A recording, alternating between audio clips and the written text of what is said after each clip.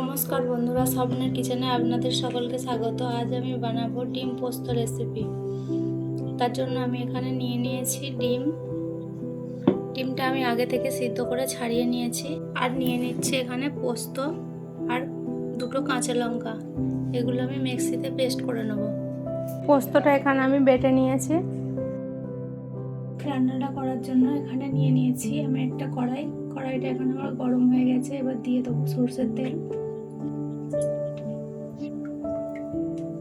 তেলটা আমার গরম হয়ে গেছে। এবার এর মধ্যে দিয়ে দেবো সামান্য একটু নুন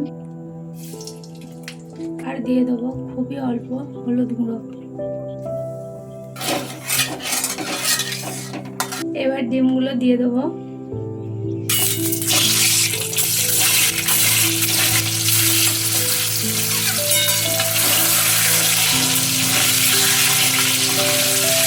ডিমগুলো এখানে খুব বেশি ভাজবো না, হালকা করে ভেজে নেবো। ডিমগুলো আমার ভাজা হয়ে গেছে। এবার ডিমগুলো তুলে নেবো। ওই তেলের মধ্যেই দিয়ে দেবো আরও কিছুটা তেল। তেল এখানে আমার গরম হয়ে গেছে। এবার দিয়ে দেবো ফোড়নে দুটো শুকনো লঙ্কা। ফোড়নটা এখানে আমার ভাজা হয়ে গেছে। এবার দিয়ে দেবো কুচিয়ে রাখা পেঁয়াজ।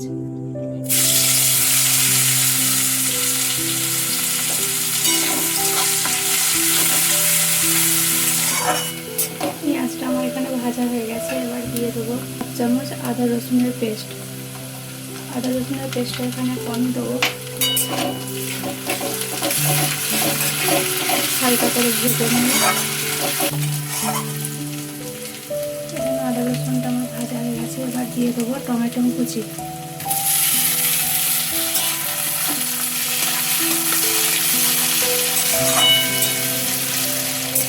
এবার দিয়ে দেবো নুন, হলুদের গুঁড়ো আর দিয়ে দেবো লাল লঙ্কার গুঁড়ো।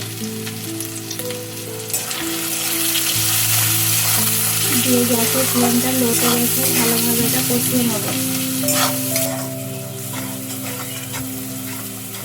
মশলাটা এখানে আমার ভালোভাবে কষানো হয়ে গেছে।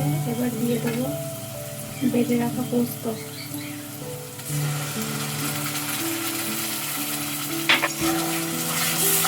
দিয়ে এটা বেশিক্ষণ কষবো না।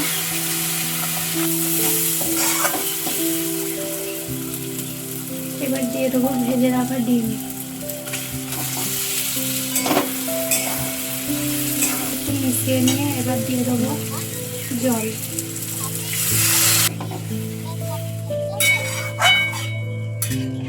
এবার ঢাকনা দিয়ে এটা হতে দেবো 10 মিনিটের জন্য। ফিরে এলাম 10 মিনিট পর। এবার ঢাকনাটা খুলে নিয়েছি। এবার এর মধ্যে দিয়ে দেবো দুটো কাঁচা লঙ্কা। দিয়ে আবার একবার মিশিয়ে নেব। উপর থেকে দিয়ে দেবো সামান্য একটু সরষের তেল।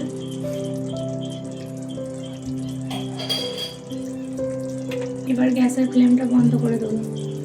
এইভাবে একবার বাড়িতে ডিম পোস্ত বানিয়ে অবশ্যই ট্রাই করবেন।